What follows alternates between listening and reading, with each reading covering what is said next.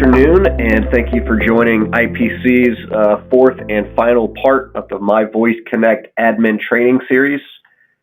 Today, the training is led by one of our senior implementation engineers, Simon Newberry, and he will be focusing on understanding TmsNCC log files. So with that, Simon, I'll turn it over to you. Thank you. Good afternoon. Hope everybody's day is going well. As Stephen mentioned, my name is Simon Newberry. I'm one of the senior engineers here at IPC.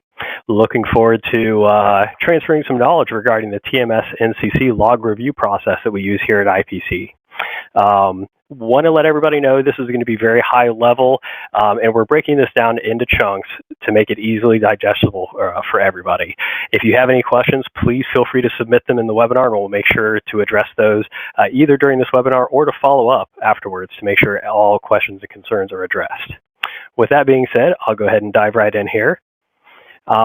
There are a lot of different components to troubleshooting issues. Today, the review is going to focus just on reviewing issues with inbound calls, outbound calls, things like that. Those are where the TMS log review process really shines. However, before we get to that point, there's a lot of basic troubleshooting steps to review before we get to that part of the troubleshooting process. Those troubleshooting steps include making sure we have a good, accurate description of the issue from the user. I always like to tell all the other engineers that work at IPC is screenshots are always your friend.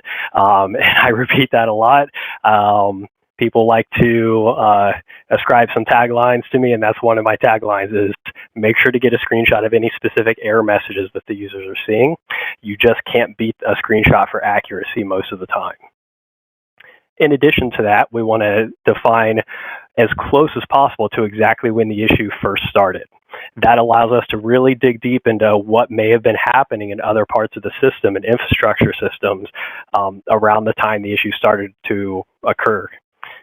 Around that, if we can define that time, we can ask or loop in additional infrastructure teams, ask if any changes were made, not only just to the phone system, but also the underlying infrastructure systems I mentioned earlier, such as the server network or security infrastructure.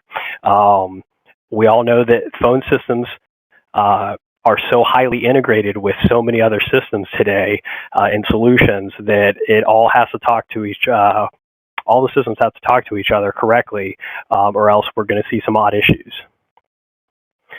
One of the next items is the issue being experienced by a single user, a specific group of users, or all users in the entire system? This is a question that's very easy to skip over, but it really helps define the scope and impact of the issue, not only for troubleshooting purposes, so we know if we need to collect examples from just a single user or multiple users, but also to define the priority of the ticket, because obviously if we know that all users in the entire system are experiencing the issue, we definitely want to label that a priority 1 ticket and address that as quickly as possible to get your business back up and running.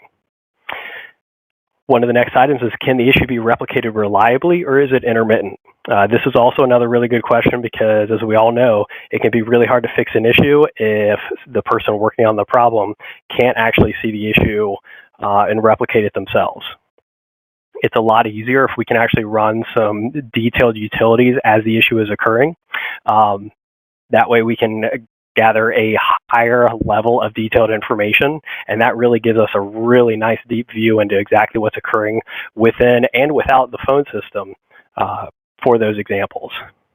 And lastly, this is another item that gets skipped over quite often, and this is where basic process checklists come in, is making sure that we're not jumping straight to the TmsNCC log review. Let's make sure that we actually eyeball the user account, the user group, trunk group, and all other director objects involved in the issue examples that we have documented on the ticket to make sure that we don't miss any obvious misconfigurations. This is a really great way to expedite resolution of an issue, because if it's something really obvious that jumps out at you, maybe a wrong trunk group access code is applied to the user group, or maybe they don't have access to the trunk groups that they should have access to. Those sorts of things should jump out to an experienced engineer that this training is actually geared towards. Digging a little deeper and getting closer to the actual TmsNCC log review steps, we want to collect specific examples of the issues that are occurring. We want to be really detailed with those examples to make them as pertinent as possible and as useful as possible. But in the more examples we have, the better. That allows for a larger set of data correlation to really help a possible root cause jump out at the reviewing engineer. Information that should be collected for call examples includes the exact date and time that the call started, the full name and extension of the internal user involved in that call example, and the 10-digit caller ID of the outside party. That caller ID should be available whether they're calling in or being called. So sometimes it's going to be a dialed number, sometimes it's going to be a caller ID, but it should be the same number.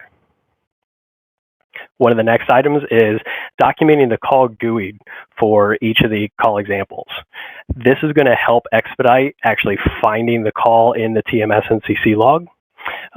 You don't necessarily need that identification number, but it's really going to make your life a lot easier. And I'll actually provide a little information on down in an additional slide on how to collect that call GUI.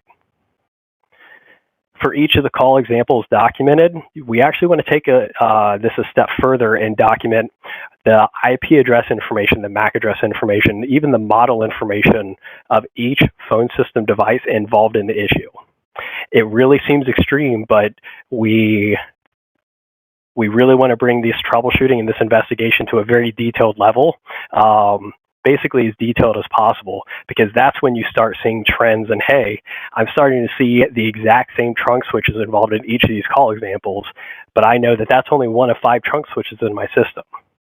If I know that only one of 5 trunk switches is involved in every single call example, that's going to help me identify, hey, maybe that trunk switch is the root cause. Maybe I can start running some administration commands on that or pull some investigation data directly from that trunk switch.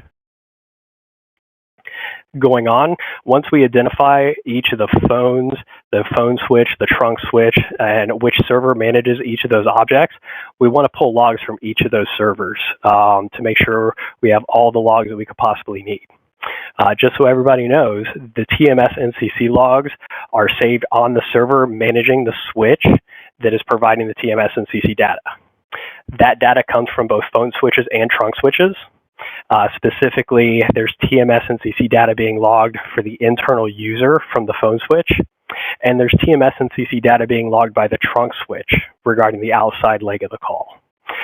So a lot of times we'll see that, especially in larger systems, more complex systems that IPC specializes in, we can see that there's a TmsNCC log for the phone side, the internal phone side of the call on DVS number 1. DVS number 2 may contain the other side of the TmsNCC log for the trunk side or the outside leg of that call. So we want to make sure we're collecting all of it, because if we just review the internal phone side of the TmsNCC log, we're going to be missing literally half of what we should be reviewing to find a possible root cause.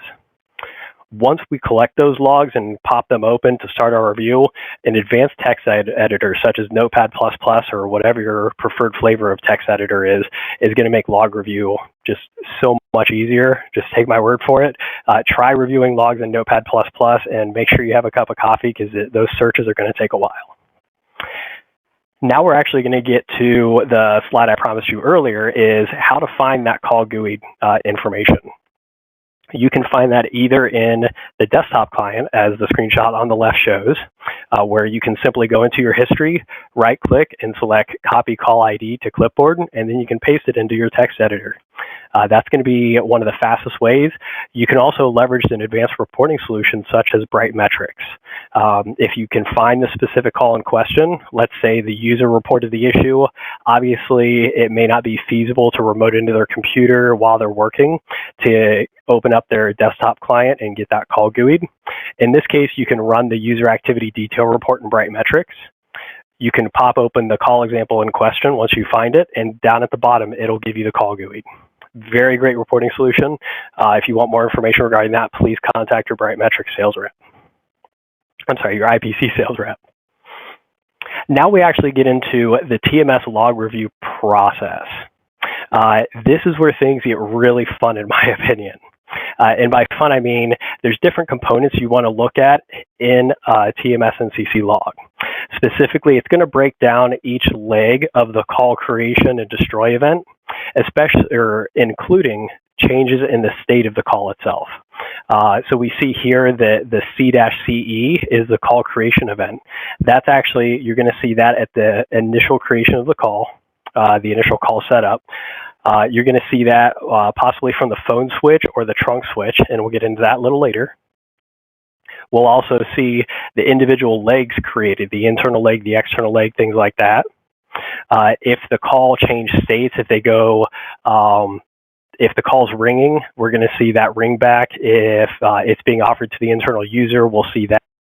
So those call state and leg state events are going to be seen in the TmsNCC log. And then once the call is ended, we'll see the leg and call destroy events as well. Something that's really useful is actually the G-MST or media state events. Those are statistics that make it very useful to see, hey, maybe there is an issue with the actual RTP traffic or RTP media stream not getting from point A to point B correctly. So this review today is going to include some information on that that's really useful. Now that we've identified what each of these object labels means, and I should say event labels, it's really important to understand that these are going to be slightly different depending on whether the call is coming from the outside in to the phone system, or it's an internal user initiating the call out to an external party. The TmsNCC log allows you to see that by looking at they're called CCOs or call control objects. There are a number that starts with either 4,000 or 2,000, but they're always a full 8 digits. So if you see 4,111A, that's going to be a call control object that's indicating that that call control, that event is being initiated from the outside of the system. It's likely going to be tagged with the IP address of the trunk switch. So, and we'll get into that a little deeper, but basically I'm wrapping some definitions around what we're going to be seeing later in the review process. As opposed to the external event initiators, we also see internal event initiators that are labeled with 2,000 CCOs or call control objects. So we may see a call control event labeled with a 2,000 555B or something like that. Those are completely random alphanumeric, so I can even tell you how many of those are. So you want to pay attention to whether that event is being labeled as an external party initiator or internal party initiator. That makes a lot of sense when you get into things like determining who hung up on the call first. Maybe you have somebody complaining that calls into your business and says, hey, I was talking to somebody and the call disconnected. I'm concerned that I was hung up on, or something like that. We all run into those sometimes. By pulling this log and actually looking at where that first call destroy or leg destroy event was logged in, if it was logged with a 4,000 event labeled with the IP address of the trunk switch, that's fairly conclusive evidence that it was actually the external party that hung up. Now, in events like that, there's always a caveat. It may not be the party itself that hung up. Remember to consider each and every leg in between the internal user and the external party. In this case, we've seen numerous examples of maybe the carrier had a routing issue and they initiated a call destroy event. And so the actual call destroy came from the carrier, not from the internal user and not from the external party. So you have to take into account those intermediate legs on these calls while you're reviewing issues like this. As I mentioned before, the GMST statistics are extremely useful. There are two flavors of how these statistics are going to look. First is in any MyVoice 14.2 or MyVoiceConnect build before Connect build 19.1. You'll see packet info labeled with S for sent packets, R for received packets, L for lost packets, and then you'll see some jitter buffer info as well. So you'll see J for the number of times the jitter buffer had to adjust size to accommodate changes in the voice or the RTP media stream. You'll see U, or for uniform, for the number of times the jitter buffer did not get enough data to be part of that media stream. And then you'll see O for overruns. That's going to be the number of times the jitter buffer received data basically outside of its maximum jitter buffer. So really, you don't have to pay attention to the exact numbers. You want to look for trends. So if you see any of these statistics, let's say in the packet info that are asymmetrical, you're seeing a lot more sent traffic than you're seeing received traffic. That would be a red flag to say, hey, maybe traffic is getting from point A to B, but not from point B to A. This would be really useful when troubleshooting an issue for a user reporting one-way audio or an external party reporting one-way audio, things like that. Lost packets are going to be really useful. If the phone system is seeing a lot of lost packets, then we're going to want to dig into where the packets are being sent and where the packets are being received, and consider all the steps in between to see where those packets could be getting lost. For the jitter buffer, again, we don't want to look at specific values. We're just concerned about how large those values are. If we see very large values for those jitter buffer pieces of data, we want to start looking into, hey, maybe these media streams, maybe the actual network traffic is missing QoS tags, things like that. So when you're reviewing this log, there's so much information. You want to be really careful to always correlate that back to what is this information actually telling me about my system, about my phone system, about my network, about my server. We can even see calls come into the system that may not even be related to a user. We could see calls that are just routing through auto attendance or voicemail greetings and things like that. And one of the popular reports we get is, I listen to somebody's voicemail greeting and it says, please leave a message after the beep, but I never hear the beep, so I never know when to start talking. It'd be really useful to find that call in the system, pull in the TmsNCC log, and look at these GMST statistics, because if you see a packet loss or a lot of jitter or anything like that, you'll actually see those events labeled possibly with a server IP address or something like that, indicating that maybe that server is missing QoS policies or things like that. That might be an easy fix, is just making sure the server QoS policies are applied or even updated. Now, we had a recent change as of Connect Build 19.1. There's some additional information in that GMST field, including new values such as target jitter in milliseconds, max and min, maximum and minimum jitter values, as well as absolute max jitter. I actually love this new level of information because, again, it's giving you a deeper view into actually what's going on in the system and possible parts of the system to look at for a possible root cause to the issue being recorded. Other values such as the average, max, and round trip time, those are extremely useful as well. If I tried to explain those now, I'd be trying to explain them in a vacuum. It'd be really useful to actually review those in a call example a little later. So now that we know kind of what we're going to start looking for, we need to actually find the call in the log that we're going to look into. I made an example call today and pulled that log from our system, and we can actually see here that I called the toll-free number, and I went ahead and just searched that toll-free number, and that got me the call. What we really want to remember is this is not where we want to stop. This would only show each of the TmsNCC log lines that include that telephone number. There would be a lot more information beyond these, let's see, 7 lines. If I take it a step further, at this point, what I want to do is I actually want to copy the call GUI and the second line you see in those search results.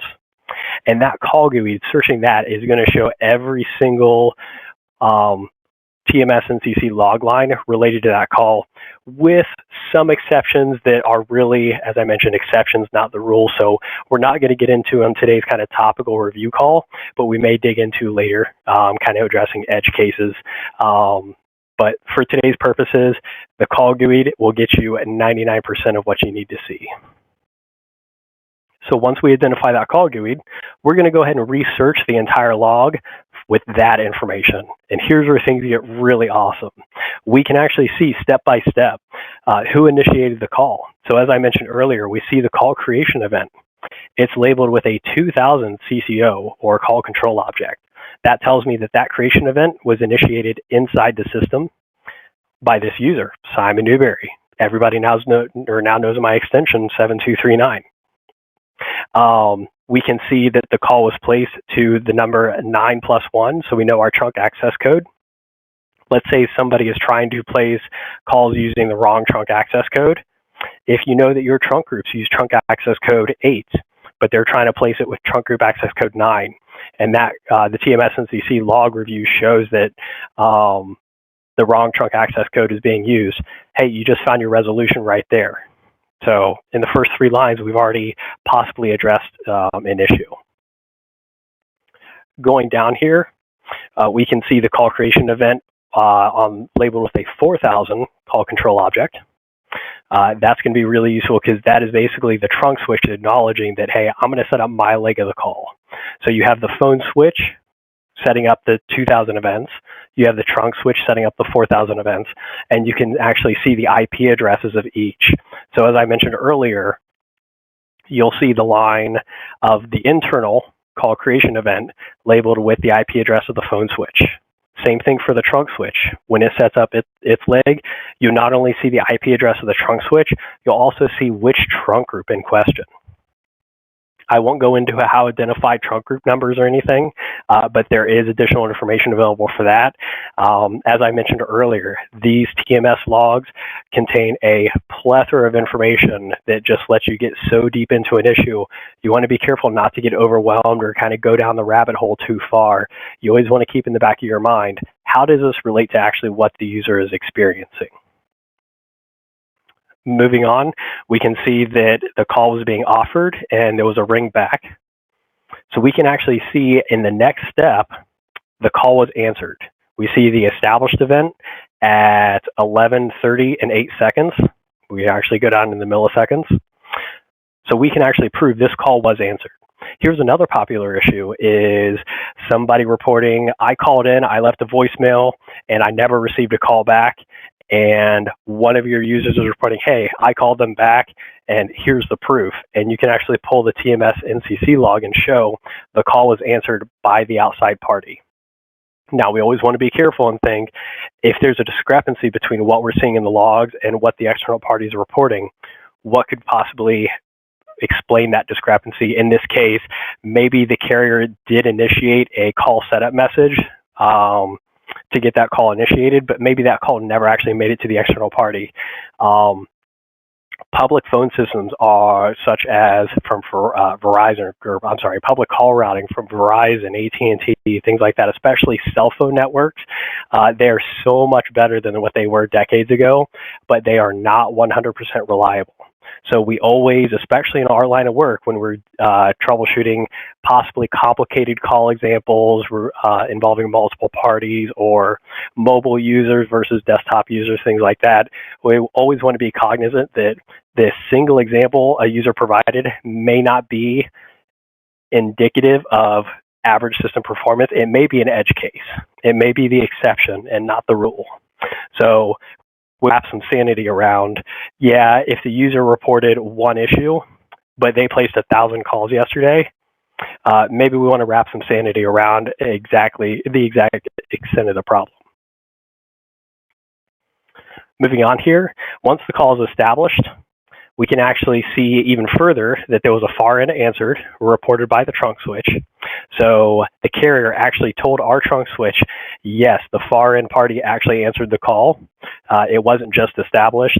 There was bilateral RTP media streams being exchanged on the call. So that's really useful there as well.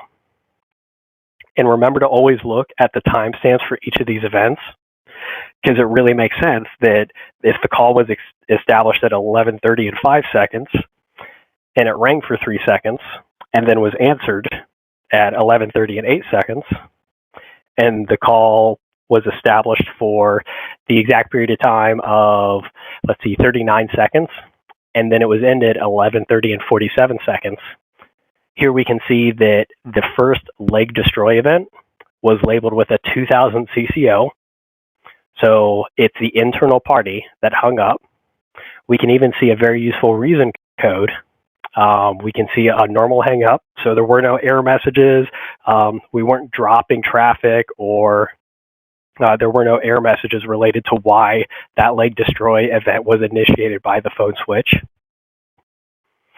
And then going on down, we can see that the trunk switch acknowledged its own leg destroy event. Again, we can see a normal reason code. If the external party hung up first, or if the carrier initiated a disconnect before the internal party, we would have seen the first leg destroy event labeled with a 4000 CCO. And from there, we can go down and look at the GMST statistics, which, as I mentioned earlier, since IPC is running one of the later Connect build versions, is going to look a little different than what we would normally see. To dig into that a little further, we can actually go on to one of the next slides. Oh, we may need to go back here. There we go. So we can see we have our target, our max and min, and our absolute max jitter. So if we go into here, may need to expand this a little bit, but these lines would actually show those values, and you could reference those definitions on exactly what you're seeing in here. Again, it's less important that you look for any specific value. You're looking for large iterations. If you're seeing 20 jitter buffer adjustments or things like that, that's going to be a red flag. That means the system's trying really hard to buffer traffic to make sure all the traffic it's receiving either too soon or too late, to make sure it's trying to include all of that traffic in the media stream. Phone systems are real-time traffic dependent. So while the phone system does have the ability to adjust those jitter buffers to kind of streamline that audio, the more it extends that jitter buffer, the longer it's basically holding on to that traffic before it actually presents it to the other party. So you can't really extend the jitter buffer indefinitely, because the other party would never get their traffic that they need to actually hear what you're saying, and vice versa. If we look at common error codes, something called a PSTN error message is really useful. Those will almost always be labeled with a 4000 CCO. So we can see here, call rejected. That's going to be a really popular one. Unassigned number, no route to destination. Error messages like this, you're always going to want to keep an eye out for. These indicate that the carrier, the outside carrier, doesn't like something about the call that's being presented to them. In this case, if you see a PSTN error, my recommendation is take a sanity break and find out if a ticket can be filed with the carrier. That's going to be really useful to gather information on what they're seeing. Oftentimes, we can try certain adjustments in the phone system configurations to see if we can present that call out to the carrier in a way they like. But depending on why they're rejecting the call, there could be tens or even hundreds of possible configuration changes that we could look at, just permutations. Wouldn't it be really feasible to test every single one of those? In which case, it's just faster to take a short break, get the ticket filed with a carrier, get it possibly a live troubleshooting call scheduled with the carrier, and that way we can ask them, hey, we can replicate the issue for you, we can place some outbound calls. If you can tell us what you're seeing, why the call is possibly being filtered, maybe they don't like the caller ID being sent out on it, things like that. It's not saying that one system or another is broken. I never like assigning blame. It's never productive. What I like doing is presenting it as, hey, if you tell me what you're expecting, hopefully I can find a configuration that meets that expectation. That's going to be the most productive way to leverage this TmsNCC log information to really move forward in a productive and efficient manner to expedite resolution of your issue. And that's the goal at the end of the day, is leveraging this data that you see and bringing it back to the real world use case of, okay, this is telling me that I see this happening in this part of the system. That's where I need to focus. If you have any questions, please, as always, feel free to reach out to your IPC representative or engage our standard support channels. We are always happy to address any questions or concerns you may have. And that's all I have. Thank you, Simon. And for everyone on the call, just a reminder, this, along with the other 3 training sessions, are available on our website, ipctech.com, under the Learning Center we have set up. So with that, everyone, I thank you for your time. Enjoy the rest of your Tuesday.